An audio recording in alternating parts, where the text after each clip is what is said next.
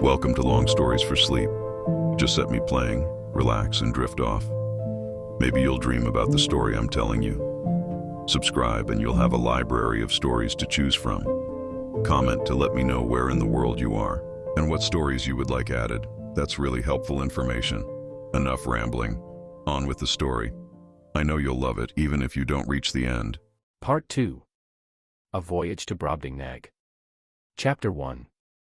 Having been condemned by nature and fortune to an active and restless life, in 2 months after my return I again left my native country, and took shipping in the Downs on the 20th day of June, 1702, in the Adventure, Captain John Nicholas, a Cornishman, commander, bound for Surat. We had a very prosperous gale till we arrived at the Cape of Good Hope, where we landed for fresh water, but, discovering a leak, we unshipped our goods and wintered there, for, the captain falling sick of an ague, we could not leave the Cape till the end of March. We then set sail, and had a good voyage till we passed the Straits of Madagascar, but having got northward of that island, and to about 5 degrees south latitude, the winds, which in those seas are observed to blow a constant equal gale, between the north and west, from the beginning of December to the beginning of May, on the 19th of April began to blow with much greater violence and more westerly than usual, continuing so for 20 days together, during which time we were driven a little to the east of the Molucca Islands, and about 3 degrees northward of the line, as our captain found by an observation he took the 2nd of May, at which time the wind ceased and it was a perfect calm, whereat I was not a little rejoiced. But, he, being a man well experienced in the navigation of those seas, bid us all prepare against a storm, which accordingly happened the day following, for the southern wind, called the southern monsoon, began to set in, and soon it was a fierce storm. Finding it was like to overblow, we took in our sprit sail, and stood by to hand the foresail, but making foul weather, we looked the guns were all fast, and handed the mizzen. The ship lay very broad off, so we thought it better spooning before the sea, than trying, or hulling. We reefed the foresail and set him, we hauled aft the foresheet, the helm was hard a-weather. The ship wore bravely. We belayed the fore downhaul, but the sail was split, and we hauled down the yard, and got the sail into the ship, and unbound all the things clear of it. It was a very fierce storm, the sea broke strange and dangerous. We hauled off the lanyard of the whipstaff, and helped the men at the helm. We could not get down our topmast, but let all stand, because she scud before the sea very well, and we knew that the topmast being aloft, the ship was the wholesomer, and made better way through the sea, seeing we had sea room. When the storm was over, we set foresail and mainsail, and brought the ship to. Then we set the mizzen, main topsail, and the fore topsail. Our course was east-northeast, the wind was at southwest. We got the starboard tacks aboard, we cast off our weather braces and lifts, we set in the lee braces, and hauled forward by the weather bowlines, and hauled them tight and belayed them, and hauled over the mizzen tack to windward and kept her full and by, as near as she could lie. During this storm, which was followed by a strong wind, west-southwest, we were carried, by my computation, about 500 leagues to the east, so that the oldest sailor on board could not tell in what part of the world we were. Our provisions held out well, our ship was staunch, and our crew all in good health, but we lay in the utmost distress for water. We thought it best to hold on the same course, rather than turn more northerly, which might have brought us to the northwest parts of Great Tartary, and into the frozen sea. On the 16th day of June, 1703, a boy on the topmast discovered land. On the 17th, we came in full view of a great island or continent, for we knew not which, on the south side whereof was a small neck of land, jutting out into the sea, and a creek too shallow to hold a ship of above 100 tons. We cast anchor within a league of this creek, and our captain sent a dozen of his men well armed in the longboat, with vessels for water, if any could be found. I desired his leave to go with them, that I might see the country, and make what discoveries I could. When we came to land, we saw no river or spring, nor any sign of inhabitants. Our men therefore wandered on the shore to find out some fresh water near the sea, and I walked alone about a mile on the other side, where I observed the country all barren and rocky. I now began to be weary, and seeing nothing to entertain my curiosity, I returned gently down toward the creek, and the sea being full in my view, I saw our men already got into the boat, and rowing for life to the ship. I was going to holler after them, although it had been to little purpose, when I observed a huge creature walking after them in the sea, as fast as he could. He waded not much deeper than his knees, and took prodigious strides, but our men had the start of him about half a league, and the sea thereabouts being full of pointed rocks, the monster was not able to overtake the boat. This I was afterwards told, for I durst not stay to see the issue of the adventure, but ran as fast as I could the way I first went, and then climbed up a steep hill, which gave me some prospect of the country. I found it fully cultivated, but that which first surprised me was the length of the grass, which, in those grounds that seemed to be kept for hay, was about 20 feet high. I fell into a high road, for so I took it to be, though it served to the inhabitants only as a footpath through a field of barley.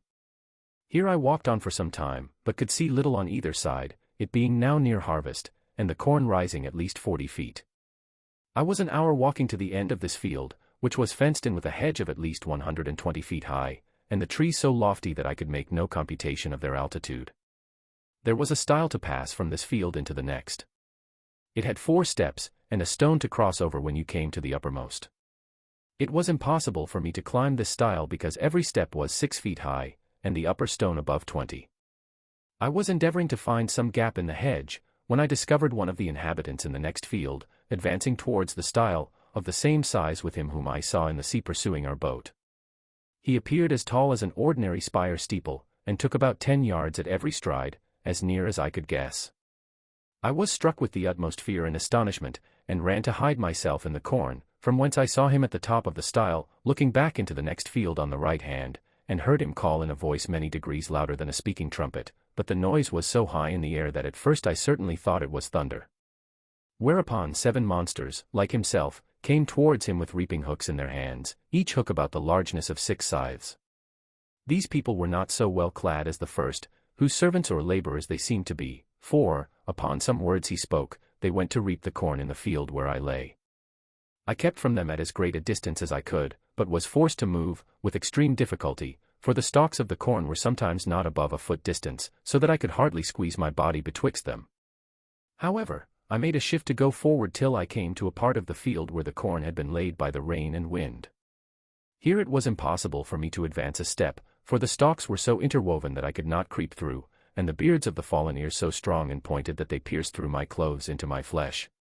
At the same time I heard the reapers not above 100 yards behind me.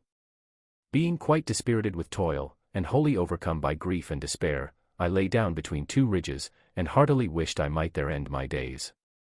I bemoaned my desolate widow and fatherless children. I lamented my own folly and wilfulness in attempting a second voyage against the advice of all my friends and relations.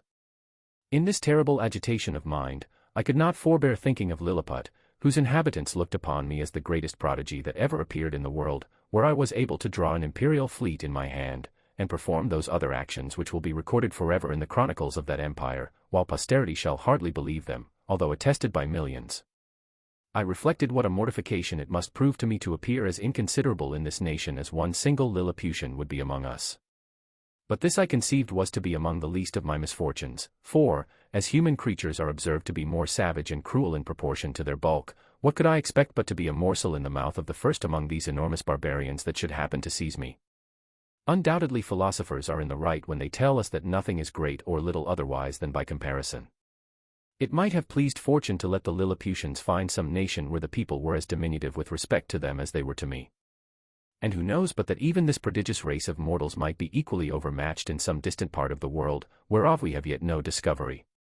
Scared and confounded as I was, I could not forbear going on with these reflections, when one of the reapers, approaching within 10 yards of the ridge where I lay, made me apprehend that with the next step I should be squashed to death under his foot, or cut in 2 with his reaping hook. And, therefore, when he was again about to move, I screamed as loud as fear could make me. Whereupon the huge creature trod short, and looking round about under him for some time, at last espied me as I lay on the ground. He considered a while, with the caution of one who endeavors to lay hold on a small dangerous animal in such a manner that it shall not be able either to scratch or to bite him, as I myself have sometimes done with a weasel in England. At length he ventured to take me up between his forefinger and thumb, and brought me within 3 yards of his eyes, that he might behold my shape more perfectly. I guessed his meaning, and my good fortune gave me so much presence of mind that I resolved not to struggle in the least as he held me in the air, above 60 feet from the ground, although he grievously pinched my sides, for fear I should slip through his fingers. All I ventured was to raise my eyes towards the sun, and place my hands together in a supplicating posture, and to speak some words in a humble melancholy tone, suitable to the condition I then was in. For I apprehended every moment that he would dash me against the ground, as we usually do any little hateful animal which we have a mind to destroy. But my good star would have it that he appeared pleased with my voice and gestures, and began to look upon me as a curiosity, much wondering to hear me pronounce articulate words, although he could not understand them. In the meantime I was not able to forbear groaning and shedding tears, and turning my head towards my sides, letting him know, as well as I could, how cruelly I was hurt by the pressure of his thumb and finger. He seemed to apprehend my meaning, for, lifting up the lappet of his coat, he put me gently into it, and immediately ran along with me to his master, who was a substantial farmer, and the same person I had first seen in the field. The farmer, having, as I suppose by their talk, received such an account of me as his servant could give him, took a piece of a small straw, about the size of a walking staff, and therewith lifted up the lappets of my coat, which it seems he thought to be some kind of covering that nature had given me. He blew my hair aside, to take a better view of my face. He called his hinds about him, and asked them, as I afterwards learned, whether they had ever seen in the fields any little creature that resembled me. He then placed me softly on the ground upon all fours, but I got immediately up, and walked slowly backwards and forwards to let those people see that I had no intent to run away. They all sat down in a circle about me, the better to observe my motions. I pulled off my hat, and made a low bow towards the farmer. I fell on my knees, and lifted up my hands and eyes, and spoke several words as loud as I could. I took a purse of gold out of my pocket, and humbly presented it to him. He received it on the palm of his hand, then applied it close to his eye to see what it was, and afterwards turned it several times with the point of a pin, which he took out of his sleeve, but could make nothing of it. Whereupon I made a sign that he should place his hand on the ground. I then took the purse, and opening it, poured all the gold into his palm. There were 6 Spanish pieces, of 4 pistoles each, besides 20 or 30 smaller coins.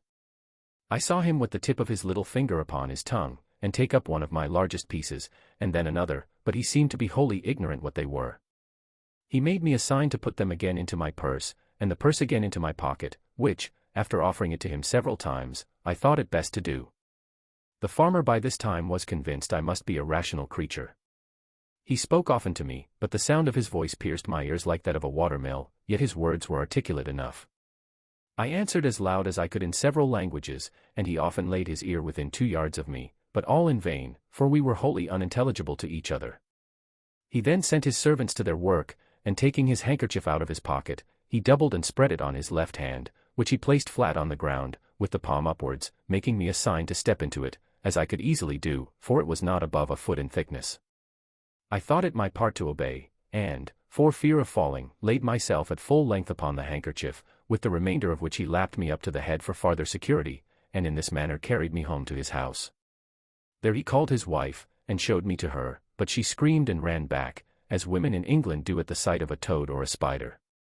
However, when she had a while seen my behavior, and how well I observed the signs her husband made, she was soon reconciled, and by degrees grew extremely tender of me. It was about 12 at noon, and a servant brought in dinner. It was only one substantial dish of meat, fit for the plain condition of a husbandman, in a dish of about 24 feet diameter. The company were the farmer and his wife, 3 children, and an old grandmother. When they were sat down, the farmer placed me at some distance from him on the table, which was 30 feet high from the floor. I was in a terrible fright, and kept as far as I could from the edge for fear of falling. The wife minced a bit of meat, then crumbled some bread on a trencher, and placed it before me. I made her a low bow, took out my knife and fork, and fell to eat, which gave them exceeding delight.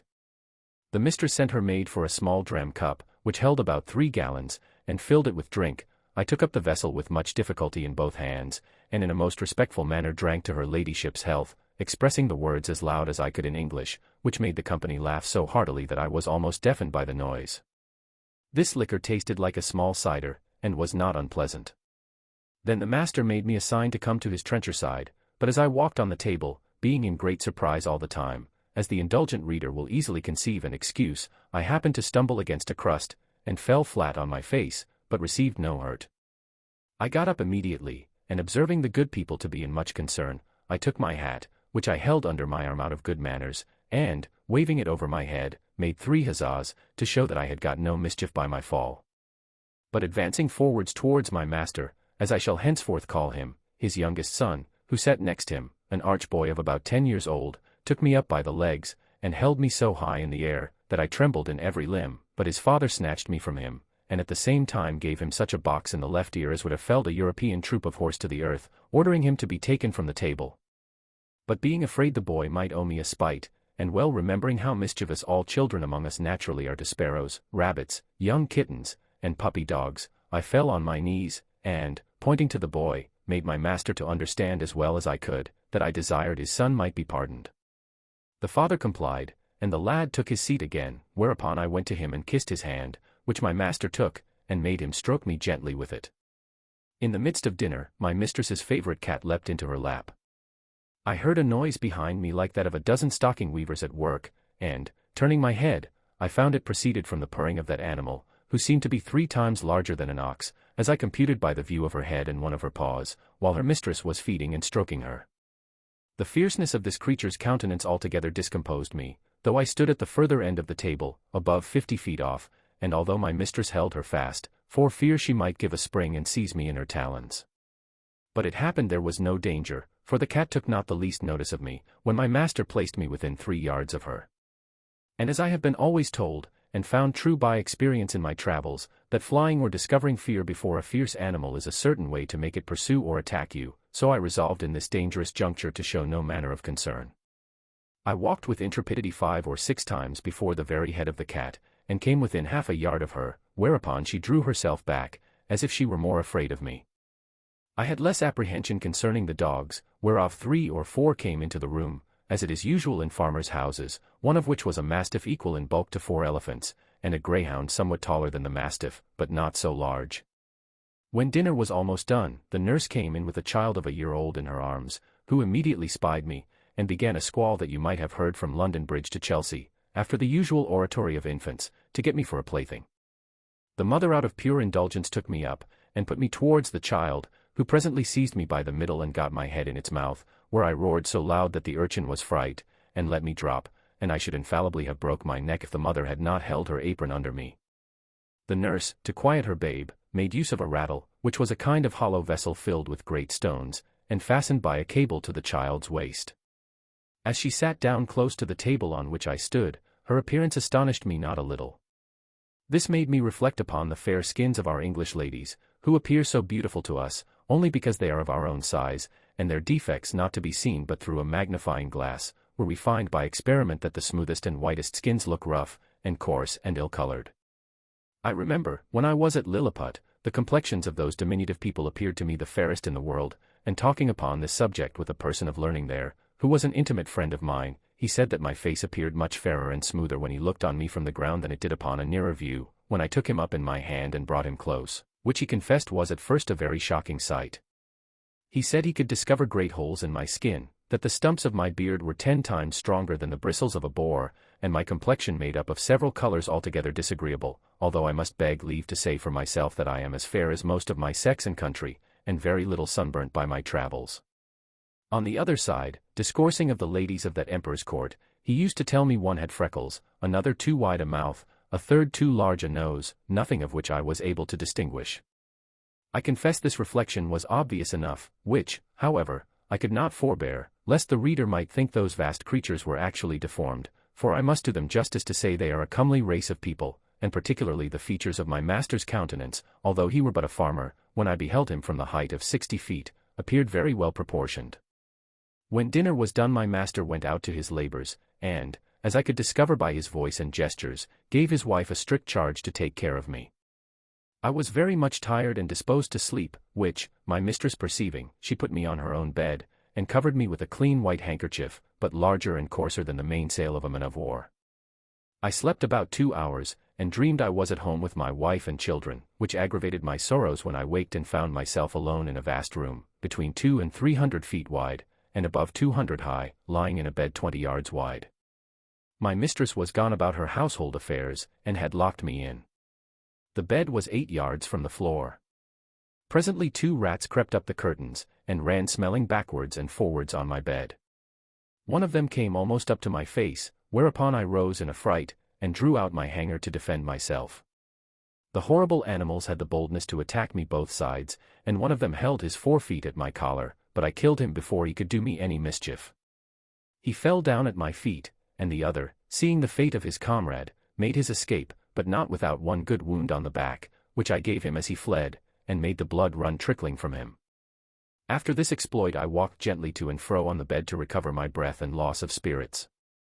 These creatures were of the size of a large mastiff, but infinitely more nimble and fierce, so that, if I had taken off my belt before I went to sleep, I must infallibly have been torn to pieces and devoured. I measured the tail of the dead rat, and found it to be 2 yards long wanting an inch, but it went against my stomach to draw the carcass off the bed, where it still lay bleeding. I observed it had yet some life, but, with a strong slash across the neck, I thoroughly dispatched it.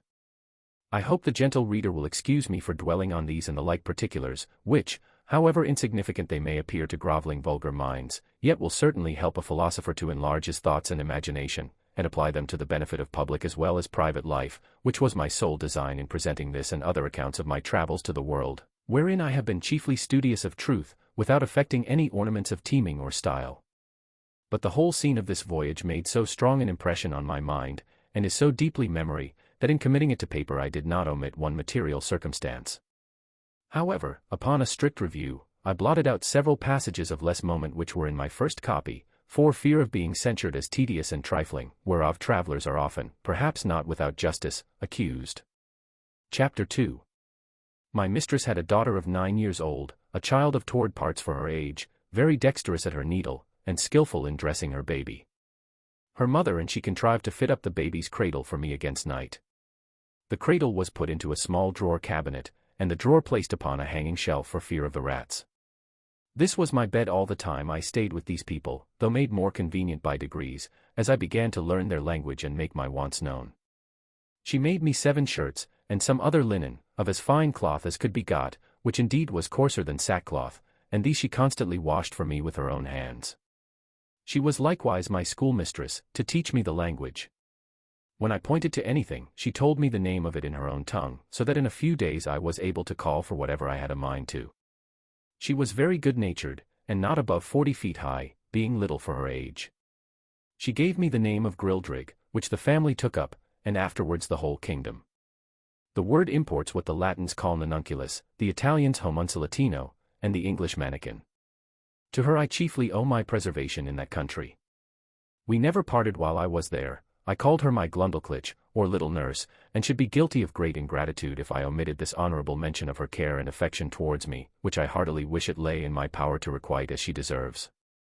It now began to be known and talked of in the neighborhood, that my master had found a strange animal in the field, about the bigness of a splacknuck, but exactly shaped in every part like a human creature, which it likewise imitated in all its actions, seemed to speak in a little language of its own, had already learned several words of theirs, went erect upon 2 legs, was tame and gentle, would come when it was called, do whatever it was bid, had the finest limbs in the world, and a complexion fairer than a nobleman's daughter of 3 years old. Another farmer, who lived hard by, and was a particular friend of my master, came on a visit on purpose to inquire into the truth of this story.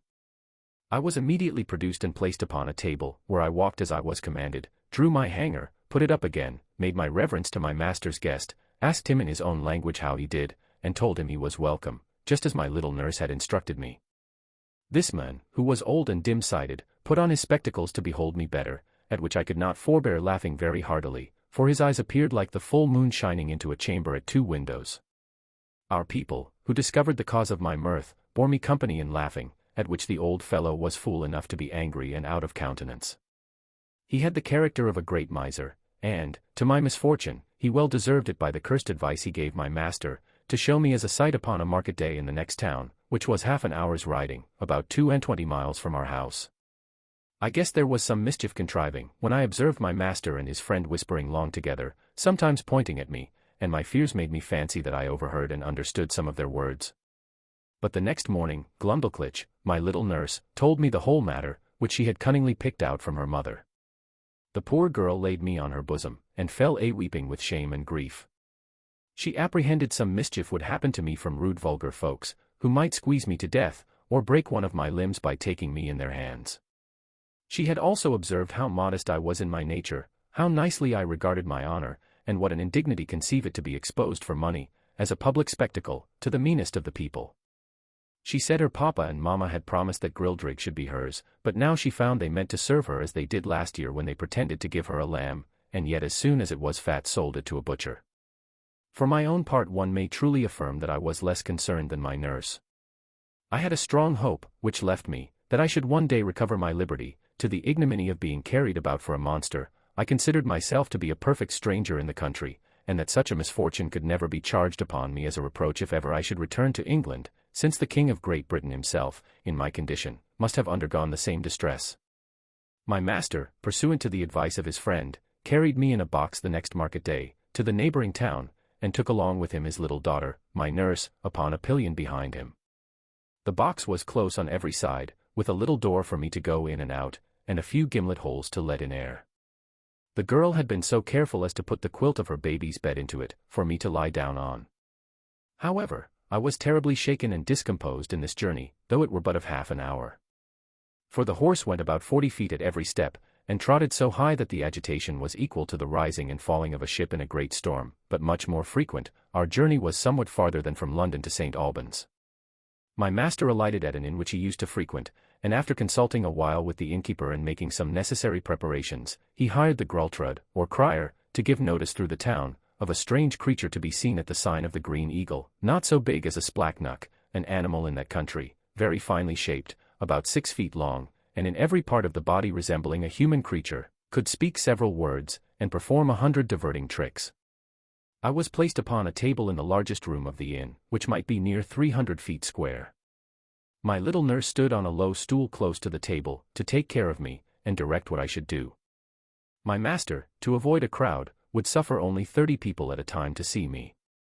I walked about on the table as the girl commanded. She asked me questions, as far as she knew my understanding of the language reached, and I answered them as loud as I could.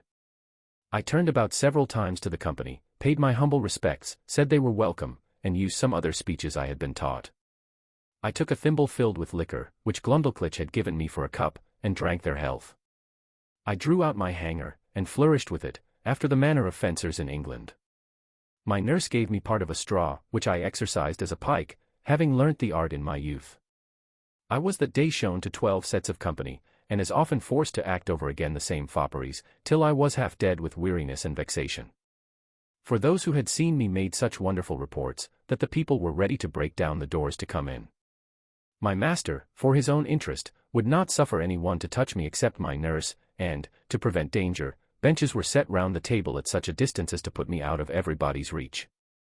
However, an unlucky schoolboy aimed a hazelnut directly at my head, which very narrowly missed me. Otherwise, it came with so much violence, that it would have infallibly knocked out my brains, for it was almost as large as a small pumpion, but I had the satisfaction to see the young rogue well beaten, and turned out of the room. My master gave public notice that he would show me again the next market day, and in the meantime he prepared a more convenient vehicle for me, which he had reason enough to do, for I was so tired with my first journey, and with entertaining company for 8 hours together, that I could hardly stand upon my legs or speak a word. It was at least 3 days before I recovered my strength, and that I might have no rest at home, all the neighboring gentlemen, from 100 miles round, hearing of my fame, came to see me at my master's own house. There could not be fewer than 30 persons with their wives and children, for the country was very populous, and my master demanded the rate of a full room whenever he showed me at home, although it were only to a single family, so that for some time I had but little ease every day of the week, except Wednesday, which is their Sabbath, although I was not carried to the town. My master, finding how profitable I was like to be, resolved to carry me to the most considerable cities of the kingdom. Having, therefore, provided himself with all things necessary for a long journey, and settled his affairs at home, he took leave of his wife, and upon the 17th of August, 1703, about 2 months after my arrival, we set out for the metropolis, situated the middle of that empire, and about 3,000 miles distant from our house. My master made his daughter Glundulclitch ride behind him. She carried me on her lap, in a box tied about her waist. The girl had lined it on all sides with the softest cloth she could get, well quilted underneath, furnished it with her baby's bed, provided me with linen and other necessaries, and made everything as conveniently as she could. We had no other company but a boy of the house, who rode after us with the luggage. My master's design was to show me in all the towns by the way, and to step out of the road for 50 or 100 miles, to any village, or person of quality's house, where he might expect custom. We made easy journeys of not above 7 or 8 score miles a day, for Glundulclitch, on purpose to spare me, complained she was tired with the trotting of the horse. She often took me out of my box at my own desire, to give me air and show me the country, but always held me fast by a leading string. We passed over 5 or 6 rivers, many degrees broader and deeper than the Nile or the Ganges, and there was hardly a rivulet so small as the Thames at London Bridge. We were 10 weeks in our journey, and I was shown in 18 large towns, besides many villages and private families. On the 26th of October we arrived at the metropolis, called in their language, Lorbrulgrud, or Pride of the Universe. My master took a lodging in the principal street of the city, not far from the royal palace, and put out bills in the usual form, containing an exact description of my person and parts. He hired a large room between 300 and 400 feet wide. He provided a table 60 feet in diameter, upon which I was to act my part, and palisadoed it round 3 feet from the edge, and as many high, to prevent my falling over. I was shown 10 times a day, to the wonder and satisfaction of all people. I could now speak the language tolerably well, and perfectly understood every word that was spoken to me. Besides, I had learned their alphabet, and could make a shift to explain a sentence here and there, for Glundulclitch had been my instructor while we were at home, and at leisure hours during our journey. She carried a little book in her pocket, not much larger than a Sanson's atlas. It was a common treatise for the use of young girls, giving a short account of their religion. Out of this she taught me my letters, and interpreted the words. Chapter 3. The frequent labors I underwent every day, made in a few weeks a very considerable change in my health. The more my master got by me, the more insatiable he grew. I had quite lost my stomach, and was almost reduced to a skeleton. The farmer observed it, and, concluding I must soon die, resolved to make as good a hand of me as he could. While he was thus reasoning and resolving with himself, a slardrel, or gentleman usher, came from court, commanding my master to carry me immediately thither, for the diversion of the queen and her ladies. Some of the latter had already been to see me, and reported strange things of my beauty, behavior, and good sense. Her Majesty, and those who attended her, were beyond measure delighted with my demeanor. I fell on my knees and begged the honor of kissing her imperial foot, but this gracious princess held out her little finger towards me, after I was set on a table, which I embraced in both my arms, and put the tip of it with the utmost respect to my lip. She made me some general questions about my country, and my travels, which I answered as distinctly, and in as few words, as I could. She asked whether I would be content to live at court. I bowed down to the board of the table, and humbly answered that I was my master's slave, but if I were at my own disposal, I should be proud to devote my life to Her Majesty's service. She then asked my master whether he were willing to sell me at a good price. He, who apprehended I could not live a month, was ready enough to part with me, and demanded 1,000 pieces of gold, which were ordered him on the spot, each piece being the bigness of 800 moidores, but, for the proportion of all things between that country and Europe, and the high price of gold among them, was hardly so great a sum as 1,000 guineas would be in England. I then said to the Queen, since I was now Her Majesty's most humble creature and vassal, I must beg the favour, that Glundulclitch, who had always attended me with so much care and kindness, and understood to do it so well, might be admitted into her service, and continue to be my nurse and instructor. Her Majesty agreed to my petition, and easily got the farmer's consent, who was glad enough to have his daughter preferred at court, and the poor girl herself was not able to hide her joy. My late master withdrew, bidding me farewell, and saying he had left me in good service, to which I replied not a word, only making him a slight bow. The Queen observed my coldness, and, when the farmer was gone out of the apartment, asked me the reason. I made bold to tell Her Majesty that I owed no other obligation to my late master than his not dashing out the brains of a poor harmless creature, found by chance in his field, which obligation was amply recompensed by the gain he had made in showing me through half the kingdom, and the price he had now sold me for. That the life I had since led was laborious enough to kill an animal of 10 times my strength. That my health was much impaired by the continual drudgery of entertaining the rabble every hour of the day, and that, if my master had not thought my life in danger, Her Majesty would not have got so cheap a bargain. But as I was out of all fear of being ill-treated under the protection of so great and good an empress, the ornament of nature, the darling of the world, the delight of her subjects, the phoenix of the creation, so, I hoped my late master's apprehensions would appear to be groundless, for I already found my spirits to revive, by the influence of her most august presence. This was the sum of my speech, delivered with great improprieties and hesitation. The latter part was altogether framed in the style peculiar to that people, whereof I learned some phrases from Glundulclitch, while she was carrying me to court. The Queen, giving great allowance for my defectiveness in speaking, was, however, surprised at so much wit and good sense in so diminutive an animal. She took me in her own hand, and carried me to the King, who was then retired to his cabinet. His Majesty, a prince of much gravity and austere countenance, not well observing my shape at first view, asked the Queen, after a cold manner, how long it was since she grew fond of a splacknock, for such it seems he took me to be, as I lay upon my breast in her Majesty's right hand. But this princess, who hath an infinite deal of wit and humour, set me gently on my feet upon the scrutoire, and commanded me to give his Majesty an account of myself, which I did in a very few words, and Glundleclitch, who attended at the cabinet door, and could not endure I should be out of her sight, being admitted, confirmed all that had passed from my arrival at her father's house. The king, although he be as learned a person as any in his dominions, had been educated in the study of philosophy, and particularly mathematics, yet, when he observed my shape exactly, and saw me walk erect, before I began to speak, conceived I might be a piece of clockwork, which is in that country arrived to a very great perfection, contrived by some ingenious artist. But when he heard my voice, and found what I delivered to be regular and rational, he could not conceal his astonishment. He was by no means satisfied with the relation I gave him of the manner I came into his kingdom, but thought it a story concerted between Glundleclitch and her father, who had taught me a set of words, to make me sell at a better price. Upon this imagination he put several other questions to me, and still received rational answers, no otherwise defective than by a foreign accent, and an imperfect knowledge in the language, with some rustic phrases, which I had learned at the farmer's house, and did not suit the polite style of a court.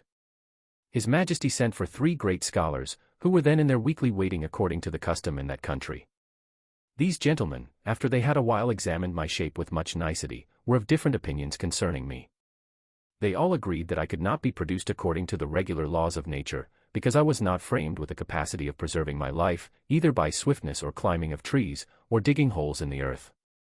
They observed by my teeth, which they viewed with great exactness, that I was a carnivorous animal, yet most quadrupeds being an overmatch for me, and field mice, with some others, too nimble, they could not imagine how I should be able to support myself, unless I fed upon snails and other insects, which they offered, by many learned arguments, to evince that I could not possibly do. They would not allow me to be a dwarf, because my littleness was beyond all degrees of comparison, for the Queen's favourite dwarf, the smallest ever known in that kingdom, was nearly 30 feet high. After much debate, they concluded unanimously that I was only Relplum Scalcath, which is interpreted literally, lusus naturae, a determination exactly agreeable to the modern philosophy of Europe, whose professors, disdaining the old evasion of occult causes, whereby the followers of Aristotle endeavored in vain to disguise their ignorance, have invented this wonderful solution of all difficulties, to the unspeakable advancement of human knowledge. After this decisive conclusion, I entreated to be heard a word or two. I applied myself to the king, and assured his Majesty that I came from a country which abounded with several millions of both sexes, and of my own stature, where the animals, trees, and houses were all in proportion, and where, by consequence, I might be as able to defend myself, and to find sustenance, as any of his Majesty's subjects could do here, which I took for a full answer to those gentlemen's arguments. To this they only replied with a smile of contempt, saying that the farmer had instructed me very well in my lesson. The king, who had a much better understanding, dismissing his learned men, sent for the farmer, who, by good fortune, was not yet gone out of town, having therefore first examined him privately, and then confronted him with me and the young girl. His Majesty began to think that what we had told him might possibly be true. He desired the Queen to order that a particular care should be taken of me, and was of opinion that Glundleclitch should still continue in her office of tending me, because he observed that we had a great affection for each other.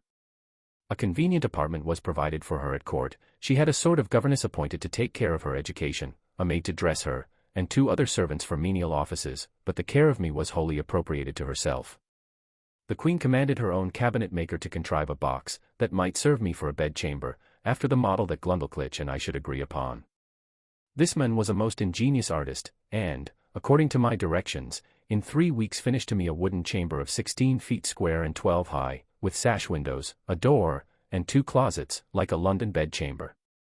The board that made the ceiling was to be lifted up and down by 2 hinges, to put in a bed ready furnished by her Majesty's upholsterer, which Glundleclitch took out every day to air, made it with her own hands, and, letting it down at night, locked up the roof over me.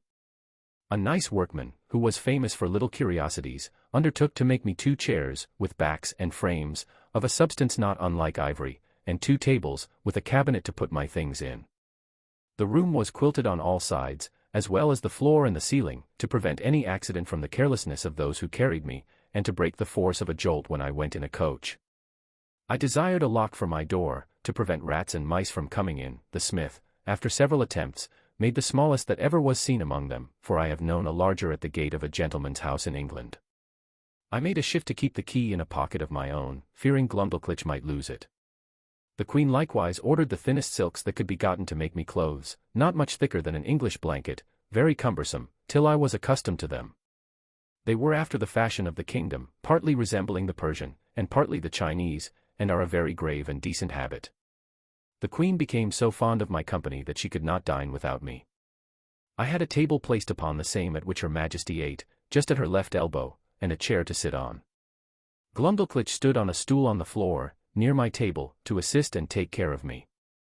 I had an entire set of silver dishes and plates, and other necessaries, which, in proportion to those of the queen, were not much bigger than what I have seen in a London toy shop for the furniture of a baby house. These my little nurse kept in her pocket in a silver box, and gave me at meals as I wanted them, always cleaning them herself. No person dined with the queen but the two princesses royal, the elder 16 years old, and the younger at that time 13 and a month. Her majesty used to put a bit of meat upon one of my dishes, out of which I carved for myself, and her diversion was to see me eat in miniature, for the queen, who had, indeed, but a weak stomach, took up at one mouthful as much as a dozen English farmers could eat at a meal, which to me was for some time a very nauseous sight. She would crunch the wing of a lark, bones and all, between her teeth, although it were 9 times as large as that of a full-grown turkey, and put a bit of bread in her mouth as big as 2 12-penny loaves. She drank out of a golden cup, above a hogshead at a draught. Her knives were twice as long as a scythe, set straight upon the handle. The spoons, forks, and other instruments, were all in the same proportion.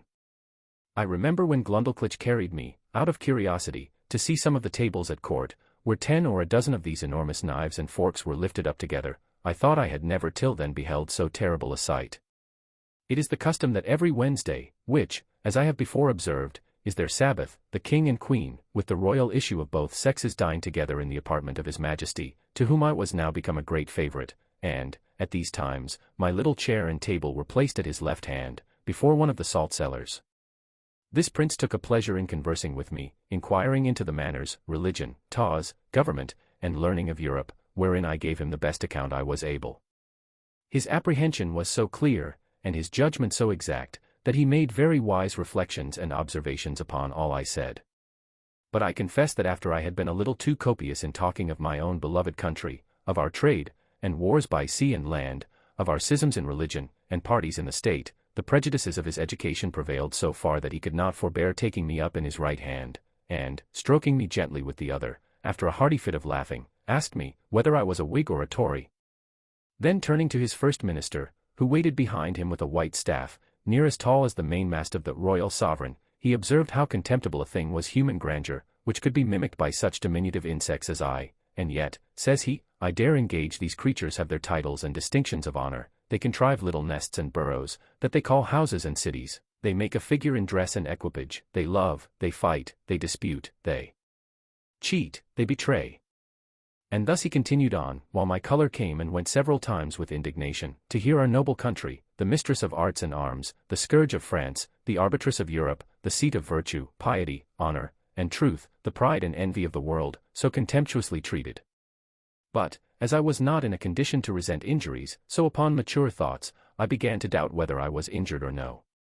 For, after having been accustomed, several months, to the sight and converse of this people, and observed every object upon which I cast mine eyes to be of proportionable magnitude, the horror I had at first conceived from their bulk and aspect was so far worn off, that, if I had then beheld a company of English lords and ladies in their finery, and birthday clothes, acting their several parts in the most courtly manner of strutting and bowing and prating, to say the truth, I should have been strongly tempted to laugh as much at them as the king and his grandees did at me.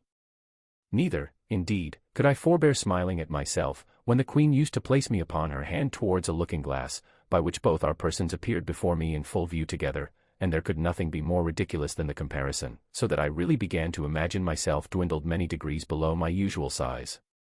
Nothing angered and mortified me so much, as the queen's dwarf, who being of the lowest stature that ever in that country, for I verily think he was not full 30 feet high, became so insolent at seeing a creature so much beneath him, that he would always affect to swagger, and look big, as he passed by me in the queen's antechamber, while I was standing on some table, talking with the lords or ladies of the court, and he seldom failed of a smart word or two upon my littleness, against which I could only revenge myself by calling him brother, challenging him to wrestle, and such repartees as are usual in the mouths of court pages. One day, at dinner, this malicious little cub was so nettled with something I had said to him, that, raising himself upon the frame of Her Majesty's chair, he took me up, as I was sitting down, not thinking any harm, and let me drop into a large silver bowl of cream, and then ran away as fast as he could. I fell over head and ears, and, if I had not been a good swimmer, it might have gone very hard with me, for Glundleclitch, in that instant, happened to be at the other end of the room, and the Queen was in such a fright, that she wanted presence of mind to assist me. But my little nurse ran to my relief, and took me out, after I had swallowed above a quart of cream. I was put to bed, however. I received no other damage than the loss of a suit of clothes, which was utterly spoiled. The dwarf was soundly whipped, and, as a farther punishment, forced to drink up the bowl of cream into which he had thrown me. Neither was he ever restored to favor, for, soon after, the Queen bestowed him on a lady of high quality, so that I saw him no more, to my very great satisfaction, for I could not tell to what extremity such a malicious urchin might have carried his resentment. He had before served me a scurvy trick, which set the Queen a-laughing, although, at the same time she was heartily vexed, and would have immediately cashiered him, if I had not been so generous as to intercede. Her Majesty had taken a marrow bone upon her plate and, after knocking out the marrow, placed the bone on the dish erect, as it stood before. The dwarf, watching his opportunity, while Glundleclitch was gone to the sideboard, mounted upon the stool she stood on to take care of me at meals, took me up in both hands, and, squeezing my legs together, wedged them into the marrow bone above my waist, where I stuck for some time, and made a very ridiculous figure. I believe it was near a minute before any one knew what was became of me, for I thought it below me to cry out. But, as princes seldom get their meat hot, my legs were not scalded, only my stockings and breeches in a sad condition. The dwarf, at my entreaty, had no other punishment than a sound whipping. I was frequently rallied by the Queen upon account of my fearfulness, and she used to ask me, whether the people of my country were as great cowards as myself. The occasion was this: the kingdom is much pestered with flies in summer, and these odious insects, each of them as big as a Dunstable lark, hardly gave me any rest, while I sat at dinner, with their continual humming and buzzing about my ears. They would sometimes alight upon my victuals. Sometimes they would fix upon my nose or forehead, where they stung me to the quick, and I had much ado to defend myself against these detestable animals, and could not forbear starting when they came on my face. It was the common practice of the dwarf to catch a number of these insects in his hand, as schoolboys do among us, and let them out suddenly under my nose, on purpose to frighten me, and divert the Queen. My remedy was, to cut them in pieces with my knife, as they flew in the air, wherein my dexterity was much admired. I remember, one morning, when Glundleclitch had set me in my box upon a window, as she usually did in fair days, to give me air, for I durst not venture to let the box be hung on a nail out of the window, as we do with cages in England, after I had lifted up one of my sashes, and sat down at my table to eat a piece of sweet cake for my breakfast. Above 20 wasps, allured by the smell, came flying into the room, humming louder than the drones of as many bagpipes. Some of them seized my cake, and carried it piecemeal away, others flew about my head and face, confounding me with the noise, and putting me in the utmost terror of their stings. However, I had the courage to rise and draw my hanger, and attack them in the air. I dispatched 4 of them, but the rest got away, and I presently shut my window. These creatures were as large as partridges. I took out their stings, found them 1.5 inches long, and as sharp as needles.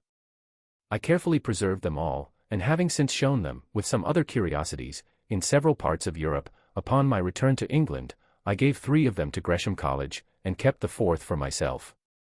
Chapter 4. I now intend to give the reader a short description of this country, as far as I travelled in it, which was not above 2,000 miles round Lorbrulgrud, the metropolis. For the Queen, whom I always attended, never went farther when she accompanied the King in his progresses, and there stayed till His Majesty returned from viewing his frontiers. The whole extent of this prince's dominions reacheth about 6,000 miles in length, and from 3 to 5 in breadth.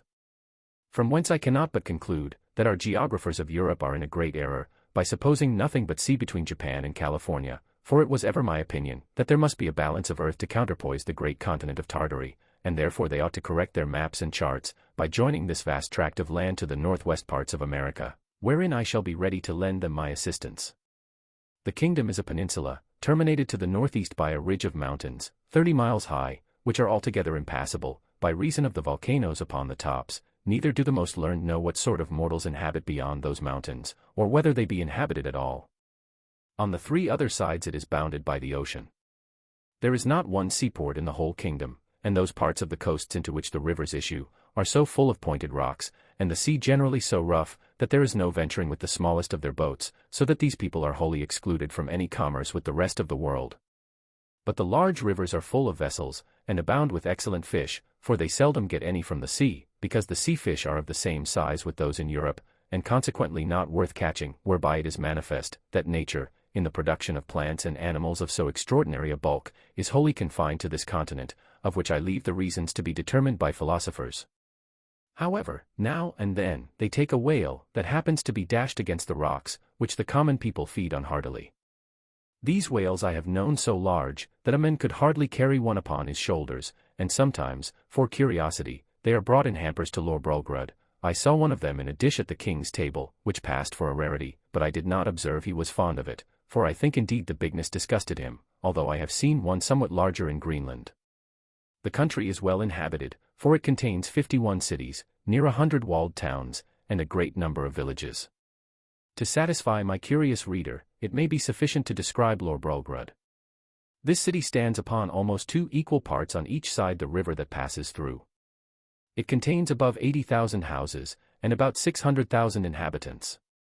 It is in length 3 glomglungs, which make about 54 English miles, and 2½ in breadth, as I measured it myself in the royal map made by the king's order, which was laid on the ground on purpose for me, and extended 100 feet. I paced the diameter and circumference several times barefoot, and, computing by the scale, measured it pretty exactly.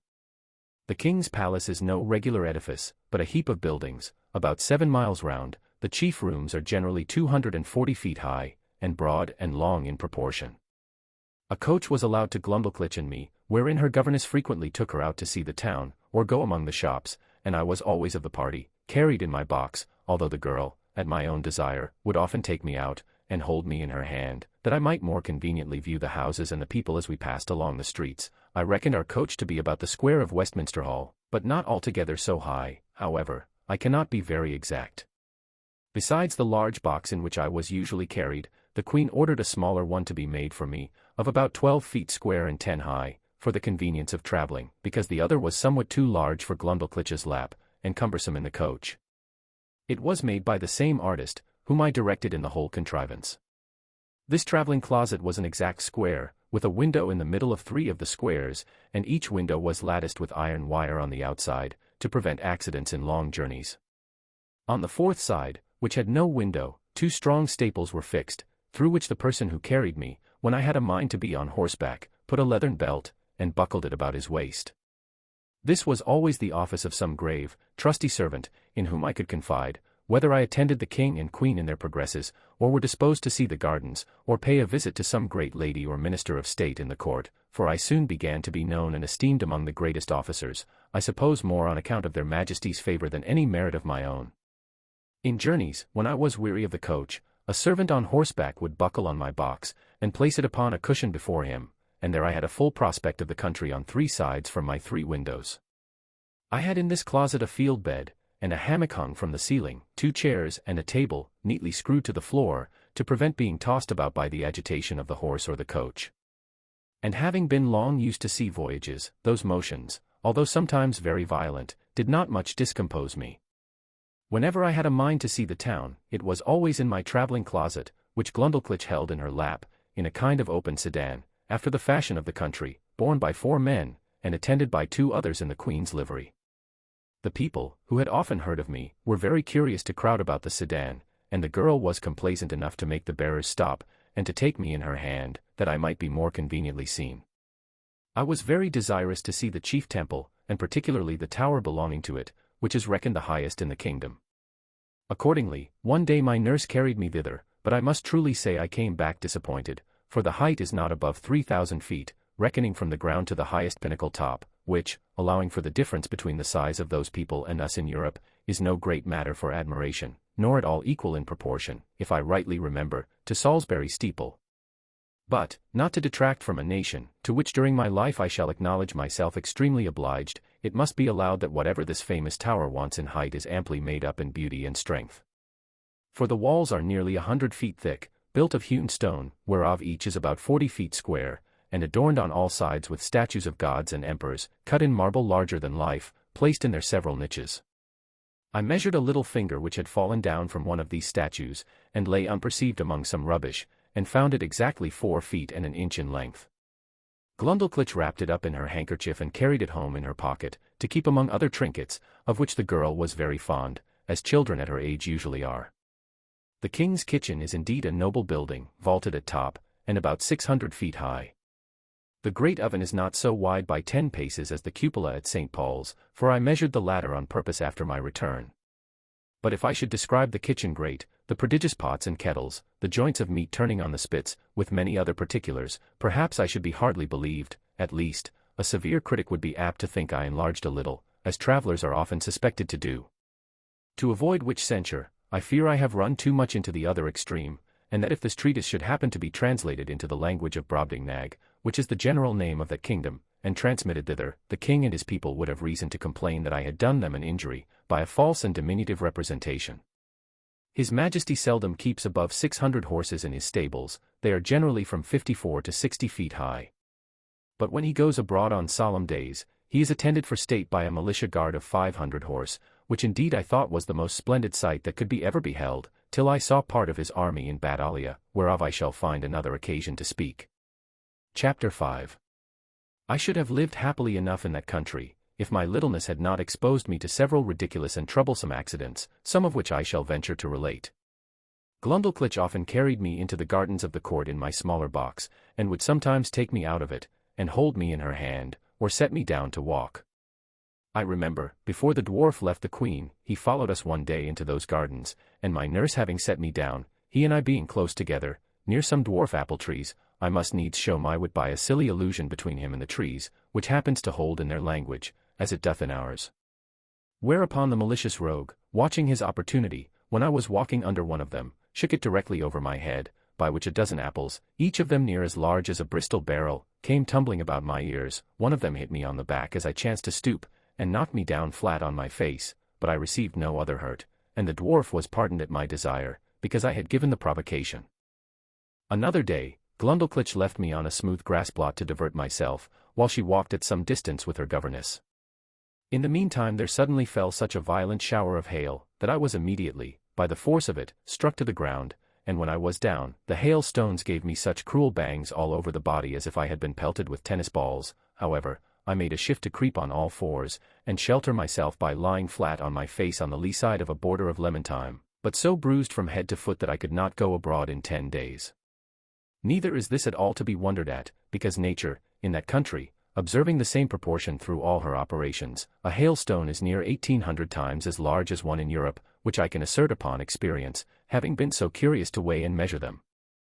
But a more dangerous accident happened to me in the same garden, when my little nurse, believing she had put me in a secure place, which I often entreated her to do, that I might enjoy my own thoughts, and having left my box at home, to avoid the trouble of carrying it, went to another part of the garden with governess and some ladies of her acquaintance. She was absent and out of hearing. A small white belonging to one of the chief gardeners, having got by accident into the garden, happened to place where I lay. The dog, following the scent, came directly up, and taking me in his mouth, ran straight to his master, wagging his tail, and set me gently on the ground.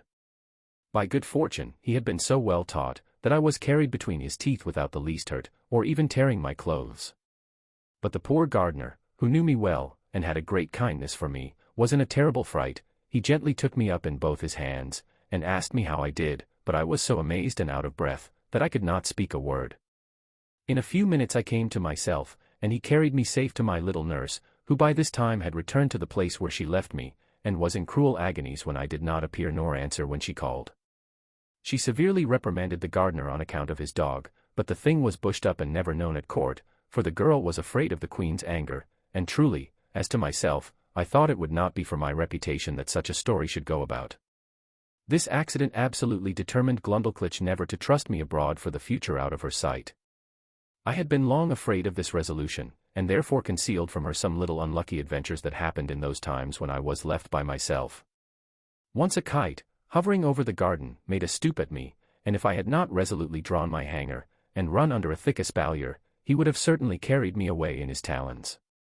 Another time, walking to the top of a fresh molehill, I fell to my neck in the hole through which that animal had cast up the earth.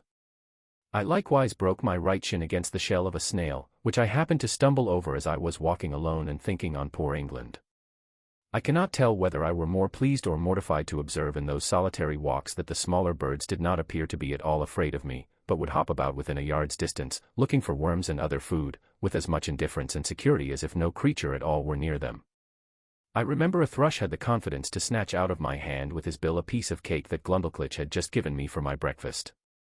When I attempted to catch any of these birds they would boldly turn against me, endeavoring to pick my fingers, which I durst not venture within their reach, and then they would hop back unconcerned to hunt for worms and snails as they did before. But one day I took a thick cudgel, and threw it with all my strength so luckily at a linnet that I knocked him down, and seizing him by the neck with both my hands ran with him in triumph to my nurse. However, the bird, who had only been stunned, recovering himself, gave me so many boxes with his wings on both sides of my head and body, though I held him at arm's length and was out of the reach of his claws, that I was 20 times thinking of letting him go. But I was soon relieved by one of our servants, who wrung off the bird's neck, and I had him next day for dinner by the Queen's command. This linnet, as near as I can remember, seemed to be somewhat larger than an English swan. The Queen, who often used to hear me talk of my sea voyages, and took all occasions to divert me when I was melancholy, asked me whether I understood how to handle a sail or an oar, and whether a little exercise of rowing might not be convenient for my health. I answered that I understood both very well, for, although my proper employment had been to be surgeon or doctor to the ship, yet often, upon a pinch, I was forced to work like a common mariner. But I could not see how this could be done in their country, where the smallest wherry was equal to a first-rate man of war among us, and such a boat as I could manage would never live in any of their rivers. Her Majesty said, if I could contrive a boat, her own joiner should make it, and she would provide a place for me to sail in. The fellow was an ingenious workman, and, by my instructions, in 10 days finished a pleasure boat, with all its tackling, able conveniently to hold 8 Europeans. When it was finished, the Queen was so delighted that she ran with it in her lap to the King, who ordered it to be put in a cistern full of water, with me in it, by way of trial, where I could not manage my 2 sculls, or little oars, for want of room. But the Queen had before contrived another project. She ordered the joiner to make a wooden trough of 300 feet long, 50 broad, and 8 deep, which, being well pitched, to prevent leaking, was placed on the floor along the wall in an outer room of the palace. It had a cock near the bottom to let out the water, when it began to grow stale, and 2 servants could easily fill it in half an hour. Here I often used to row for my own diversion, as well as that of the Queen and her ladies, who thought themselves well entertained with my skill and agility.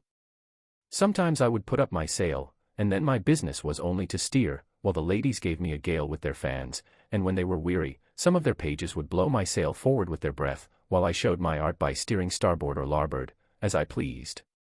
When I had done, Glundulclitch always carried back my boat into her closet, and hung it o' a nail to dry. In this exercise I once met an accident, which had like to have cost me my life, for one of the pages having put my boat into the trough, the governess, who attended Glundulclitch, very officiously lifted me up to place me in the boat, but I happened to slip through her fingers, and should infallibly have fallen down 40 feet upon the floor, if, by the luckiest chance in the world, I had not been stopped by a corking pin that stuck in the good gentlewoman's stomacher. The head of the pin passed between my shirt and the waistband of my breeches, and thus I held by the middle in the air, till Glundulclitch ran to my relief. Another time, one of the servants, whose office it was to fill my trough every 3rd day with fresh water, was so careless as to let a huge frog, not perceiving it, slip out of his pail.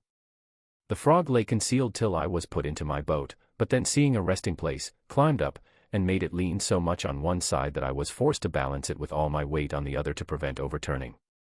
When the frog was got in, it hopped at once half the length of the boat, and then over my head backwards and forwards. The largeness of its features made it appear the most deformed animal that can be conceived. However, I desired Glundulclitch to let me deal with it alone. I banged it a good while with one of my sculls, and at last forced it to leap out of the boat. But the greatest danger I ever underwent in that kingdom was from a monkey, who belonged to one of the clerks of the kitchen. Glundulclitch had locked me up in her closet, while she went somewhere upon business or a visit. The weather being very warm, the closet window was left open, as well as the windows and the door of my bigger box, in which I usually lived, because of its largeness and convenience.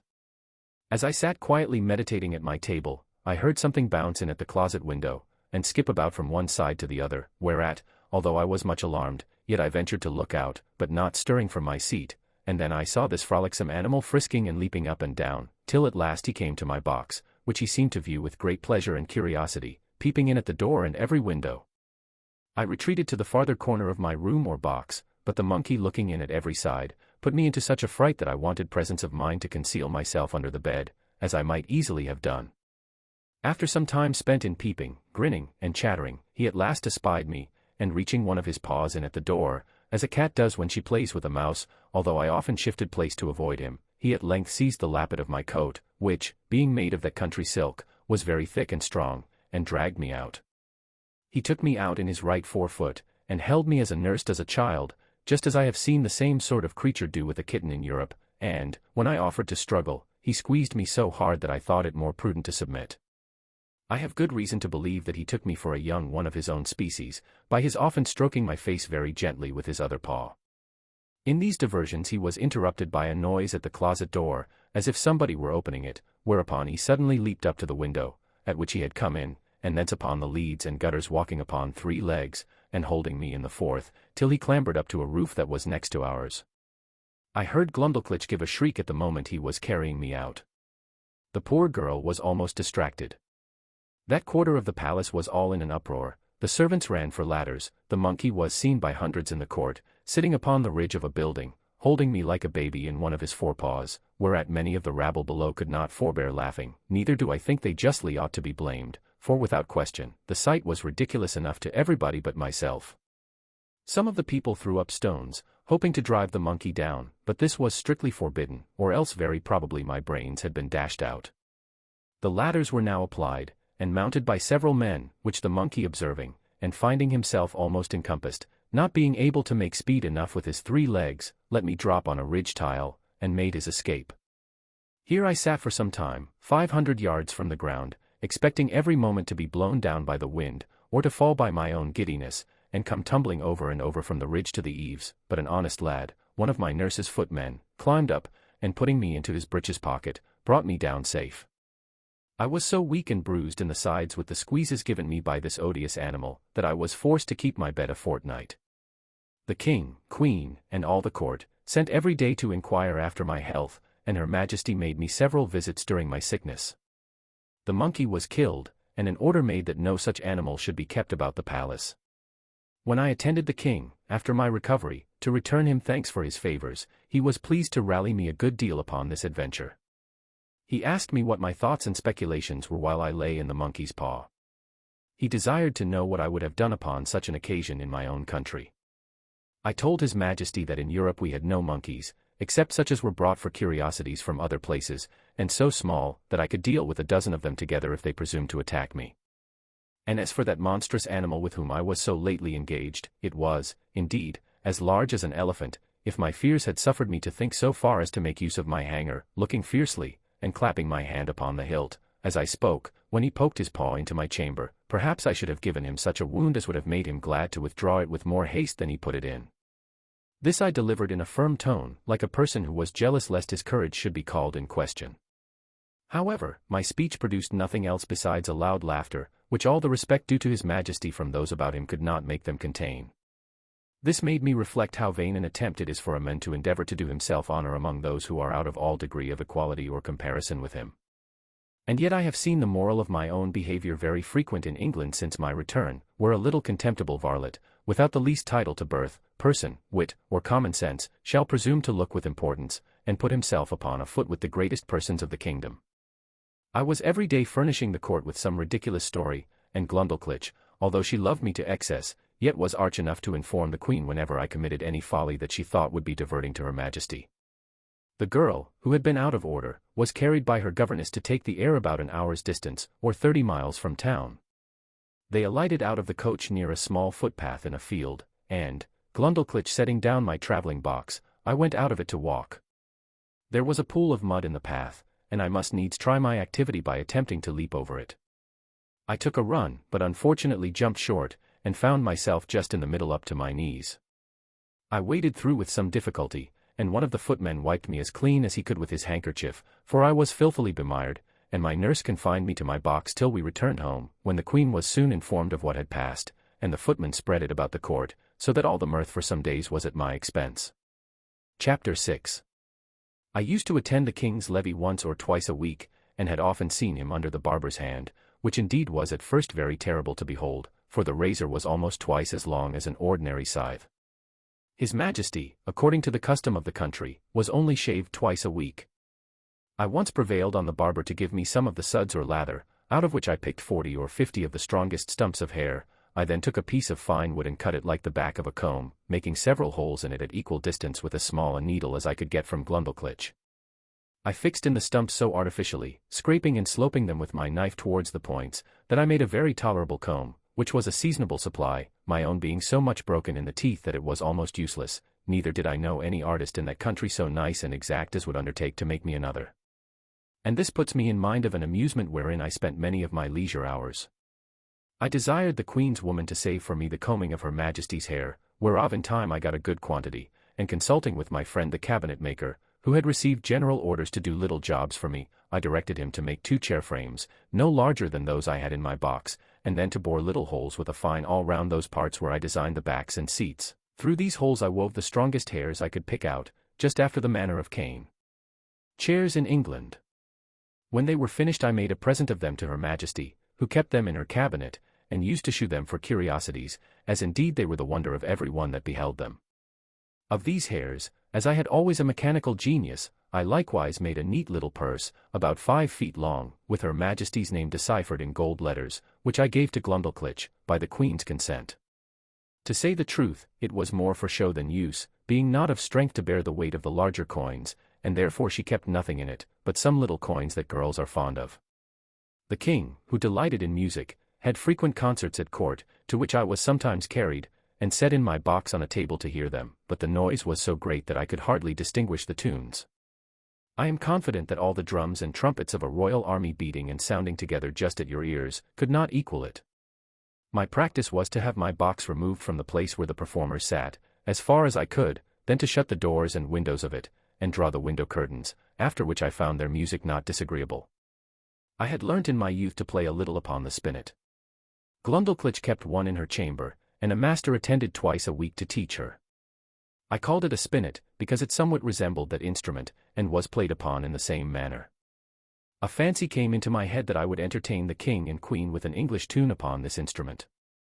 But this appeared extremely difficult, for the spinet was nearly 60 feet long, each key being almost a foot wide, so that with my arms extended I could not reach to above 5 keys, and to press them down required a good smart stroke with my fist, which would be too great a labour, and to no purpose. The method I contrived was this: I prepared 2 round sticks, about the bigness of common cudgels. They were thicker at one end than the other, and I covered the thicker ends with a piece of mouse's skin, that by rapping on them I might neither damage the tops of the keys nor interrupt the sound. Before the spinet a bench was placed about 4 feet below the keys, and I was put upon the bench. I ran sidling upon it that way and this as fast as I could, banging the proper keys with my 2 sticks, and made a shift to play a jig to the great satisfaction of both their majesties, but it was the most violent exercise I ever underwent, and yet I could not strike above 16 keys, nor consequently play the bass and treble together as other artists do, which was a great disadvantage to my performance. The King, who, as I before observed, was a prince of excellent understanding, would frequently order that I should be brought in my box, and set upon the table in his closet. He would then command me to bring one of my chairs out of the box, and sit down within 3 yards distance upon the top of the cabinet, which brought me almost to a level with his face. In this manner I had several conversations with him. I one day took the freedom to tell His Majesty that the contempt he discovered towards Europe and the rest of the world did not seem answerable to those excellent qualities of mind that he was master of, that reason did not extend itself with the bulk of the body. On the contrary, we observed in our country that the tallest persons were usually least provided with it. That, among other animals, bees and ants had the reputation of more industry, art, and sagacity than many of the larger kinds, and that, as inconsiderable as he took me to be, I hoped I might live to do His Majesty some signal service. The King heard me with attention, and began to conceive a much better opinion of me than he had ever before. He desired I would give him as exact an account of the government of England as I possibly could because, as fond as princes commonly are of their own customs, for he conjectured of other monarchs by my former discourses, he should be glad to hear of anything that might deserve imitation. Imagine with thyself, courteous reader, how often I then wished for the tongue of Demosthenes or Cicero, that might have enabled me to celebrate the praise of my own dear native country, in a style equal to its merits and felicity. I began my discourse by informing His Majesty that our dominions consisted of 2 islands, which composed 3 mighty kingdoms, under one sovereign, besides our plantations in America. I dwelt long upon the fertility of our soil and the temperature of our climate. I then spoke at large upon the constitution of an English Parliament, partly made up of an illustrious body, called the House of Peers, persons of the noblest blood and of the most ancient and ample patrimonies. I described that extraordinary care always taken of their education in arts and arms, to qualify them for being counsellors both to the king and kingdom, to have a share in the legislature, to be members of the highest court of judicature, from whence there could be no appeal, and to be champions always ready for the defence of their prince and country, by their valour, conduct, and fidelity. That these were the ornament and bulwark of the kingdom, worthy followers of their most renowned ancestors, whose honour had been the reward of their virtue, from which their posterity were never once known to degenerate. To these were joined several holy persons, as part of that assembly, under the title of bishops, whose peculiar business it is to take care of religion, and those who instruct the people therein. These were searched and sought out through the whole nation, by the prince and his wisest counsellors, among such of the priesthood as were most deservedly distinguished by the sanctity of their lives and the depth of their erudition, who were indeed the spiritual fathers of the clergy and the people. That the other part of the Parliament consisted of an assembly, called the House of Commons, who were all principal gentlemen, freely picked and called out by the people themselves, for their great abilities and love of their country, to represent the wisdom of the whole nation. And that these 2 bodies made up the most august assembly in Europe, to whom, in conjunction with the prince, the whole legislature is committed. I then descended to the courts of justice, over which the judges, those venerable sages and interpreters of the law, presided, for determining the disputed rights and properties of men, as well as for the punishment of vice and protection of innocence. I mentioned the prudent management of our treasury, the valor and achievements of our forces by sea and land. I computed the number of our people, by reckoning how many millions there might be of each religious sect or political party among us. I did not omit even our sports and pastimes, or any other particular, which I thought might redound to the honor of my country. And I finished all with a brief historical account of affairs and events in England for about 100 years past. This conversation was not ended under 5 audiences, each of several hours, and the king heard the whole with great attention, frequently taking notes of what I spoke, as well as memorandums of what questions he intended to ask me. When I had put an end to these long discourses, His Majesty, in a 6th audience, consulting his notes, proposed many doubts, queries, and objections, upon every article. He asked what methods were used to cultivate the minds and bodies of our young nobility, and in what kind of business they commonly spent the first and teachable part of their lives. What course was taken to supply that assembly when any noble family became extinct? What qualifications were necessary in those who are to be created new lords, whether the humour of the prince, a sum of money to a court lady as a prime minister, or a design of strengthening a party opposite to the public interest, ever happened to be motives in those advancements? What share of knowledge these lords had in the laws of their country, and how they came by it, so as to enable them to decide the properties of their fellow subjects in the last resort?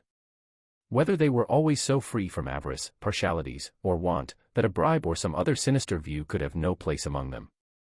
Whether those holy lords I spoke of were always promoted to that rank upon account of their knowledge in religious matters and the sanctity of their lives, had never been compilers with the times while they were common priests, or slavish prostitute chaplains to some nobleman, whose opinions they continued servilely to follow, after they were admitted into that assembly. He then desired to know what arts were practiced in electing those whom I called commoners, whether a stranger, with a strong purse, might not influence the vulgar voters to choose him before their own landlord, or the most considerable gentleman in the neighbourhood. How it came to pass that people were so violently bent upon getting into this assembly, which I allowed to be a great trouble and expense, often to the ruin of their families, without any salary or pension, because this appeared such an exalted strain of virtue and public spirit, that His Majesty seemed to doubt it might possibly not be always sincere, and he desired to know whether such zealous gentlemen could have any views of refunding themselves for the charges and trouble they were at, by sacrificing the public good to the designs of a weak and vicious prince, in conjunction with a corrupted ministry. He multiplied his questions, and sifted me thoroughly upon every part of this head, proposing numberless inquiries and objections, which I think it not prudent or convenient to repeat. Upon what I said in relation to our courts of justice, His Majesty desired to be satisfied in several points, and this I was the better able to do, having been formerly almost ruined by a long suit in Chancery, which was decreed for me with costs. He asked what time was usually spent in determining between right and wrong, and what degree of expense. Whether advocates and orators had liberty to plead in causes, manifestly known to be unjust, vexatious, or oppressive. Whether party in religion or politics was observed to be of any weight in the scale of justice. Whether those pleading orators were persons educated in the general knowledge of equity, or only in provincial, national, and other local customs. Whether they, or their judges, had any part in penning those laws which they assumed the liberty of interpreting and glossing upon at their pleasure. Whether they had ever, at different times, pleaded for or against the same cause, and cited precedents to prove contrary opinions. Whether they were a rich or a poor corporation. Whether they received any pecuniary reward for pleading or delivering their opinions. And, particularly, whether they were admitted as members in the lower Senate. He fell next upon the management of our treasury, and said he thought my memory had failed me, because I computed our taxes at about 5 or 6 millions a year, and, when I came to mention the issues, he found they sometimes amounted to more than double, for the notes he had taken were very particular in this point, because he hoped, as he told me, that the knowledge of our conduct might be useful to him, and he could not be deceived in his calculations. But if what I told him were true, he was still at a loss how a kingdom could run out of its estate like a private person. He asked me who were our creditors, and where we found to pay them. He wondered to hear me talk of such chargeable and expensive wars, that certainly we must be a quarrelsome people, or live among very bad neighbors, and that our generals must needs be richer than our kings. He asked what business we had out of our own islands, unless upon the score of trade or treaty, or to defend the coasts with our fleet. Above all, he was amazed to hear me talk of a mercenary standing army in the midst of peace and among a free people. He said if we were governed by our own consent, in the persons of our representatives, he could not imagine of whom we were afraid, or against whom we were to fight, and would hear my opinion, whether a private man's house might not better be defended by himself, his children, and family, than by half a dozen rascals, picked up at a venture in the streets for small wages, who might get 100 times more by cutting their throats. He laughed at my odd kind of arithmetic, as he was pleased to call it, in reckoning the numbers of our people by a computation drawn from the several sects among us, in religion and politics. He said, he knew no reason why those who entertain opinions prejudicial to the public should be obliged to change, or should not be obliged to conceal them. And as it was tyranny in any government to require the first, so it was weakness not to enforce the second, for a man may be allowed to keep poisons in his closet, but not to vend them about for cordials. He observed, that among the diversions of our nobility and gentry, I had mentioned gaming. He desired to know at what age this entertainment was usually taken up, and when it was laid down, how much of their time it employed, whether it ever went so high as to affect their fortunes, whether mean, vicious people, by their dexterity in that art, might not arrive at great riches, and sometimes keep our very nobles in dependence, as well as habituate them to vile companions, wholly take them from the improvement of their minds, and force them, by the losses they received, to learn and practice that infamous dexterity upon others. He was perfectly astonished with the historical account I gave him of our affairs during the last century, protesting it was only a heap of conspiracies, rebellions, murders, massacres, revolutions, banishments, the very worst effects that avarice, faction, hypocrisy, perfidiousness, cruelty, rage, madness, hatred, envy, lust, malice, and ambition could produce.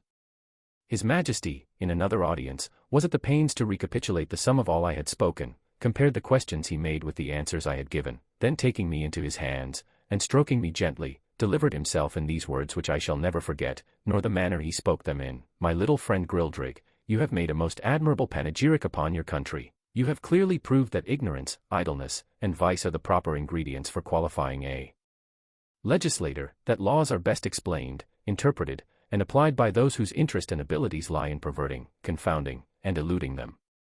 I observe among you some lines of an institution, which in its original might have been tolerable, but these half erased, and the rest wholly blurred and blotted by corruptions.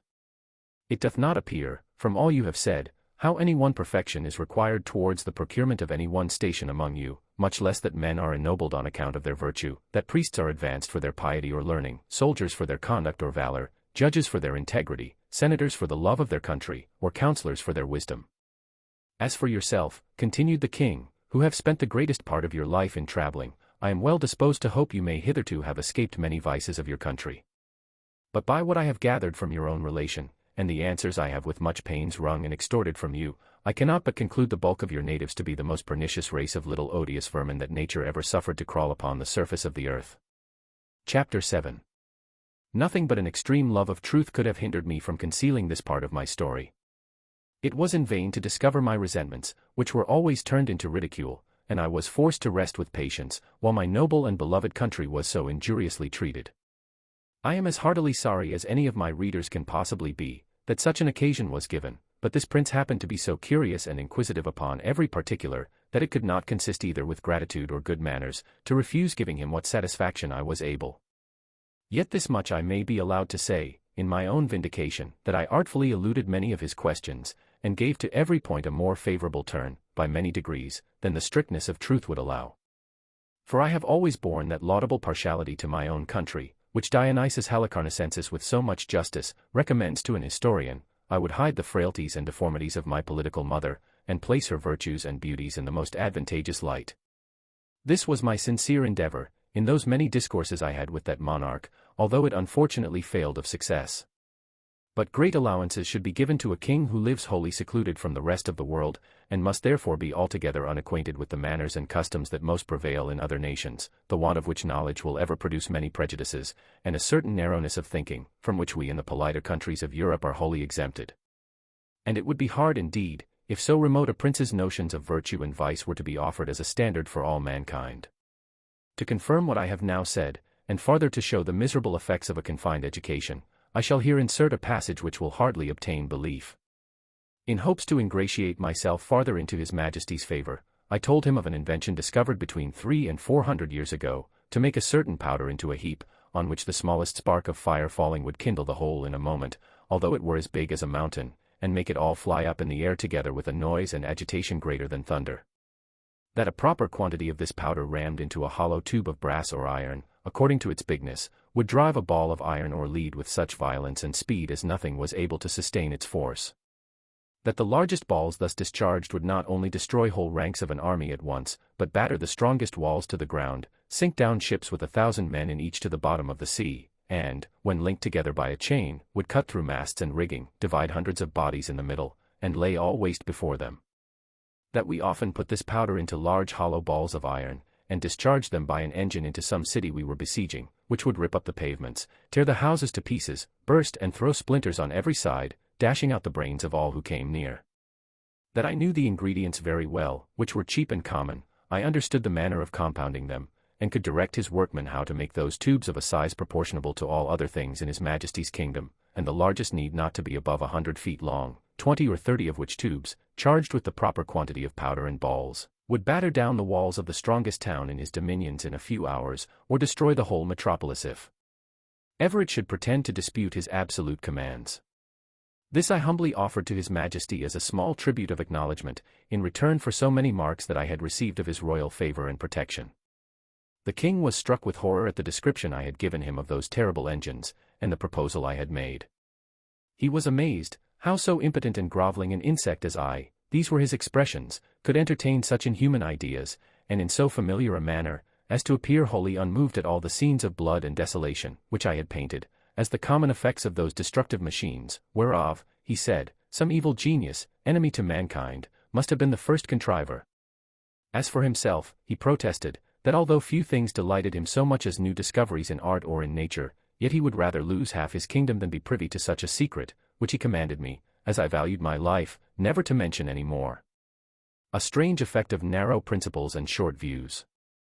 That a prince possessed of every quality which procures veneration, love, and esteem, of strong parts, great wisdom, and profound learning, endowed with admirable talents for government, and almost adored by his subjects, should, from a nice unnecessary scruple, whereof in Europe we can have no conception, let slip an opportunity put into his hands, that would have made him absolute master of the lives, the liberties, and the fortunes of his people. Neither do I say this with the least intention to detract from the many virtues of that excellent king, whose character I am sensible will on this account be very much lessened in the opinion of an English reader, but I take this defect among them to have arisen from their ignorance, by not having hitherto reduced politics into a science, as the more acute wits of Europe have done. For I remember very well, in a discourse one day with the king, when I happened to say there were several thousand books among us, written upon the art of government, it gave him, directly contrary to my intention, a very mean opinion of our understandings. He professed both to abominate and despise all mystery, refinement, and intrigue, either in a prince or a minister. He could not tell what I meant by secrets of state, where an enemy or some rival nation were not in the case.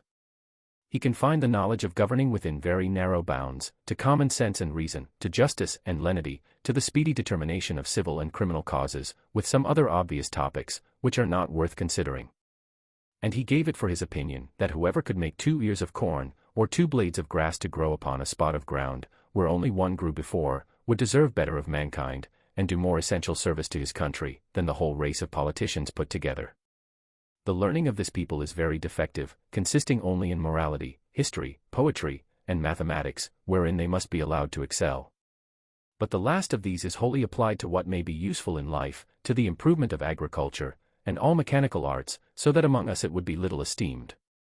And as to ideas, entities, abstractions, and transcendental, I could never drive the least conception into their heads. No law of that country must exceed in words the number of letters in their alphabet, which consists only in 22. But indeed few of them extend even to that length. They are expressed in the most plain and simple terms, wherein those people are not mercurial enough to discover above one interpretation, and to write a comment upon any law is a capital crime. As to the decision of civil causes, or proceedings against criminals, their precedents are so few, that they have little reason to boast of any extraordinary skill in either. They have had the art of printing, as well as the Chinese, time out of mind, but their libraries are not very large, for that of the king, which is reckoned the largest, doth not amount to above 1,000 volumes, placed in a gallery of 1,200 feet long, from whence I had liberty to borrow what books I pleased. The Queen's joiner had contrived in one of Glundalclitch's rooms, a kind of wooden machine, 25 feet high, formed like a standing ladder. The steps were each 50 feet long. It was indeed a movable pair of stairs, the lowest end placed at 10 feet distance from the wall of the chamber.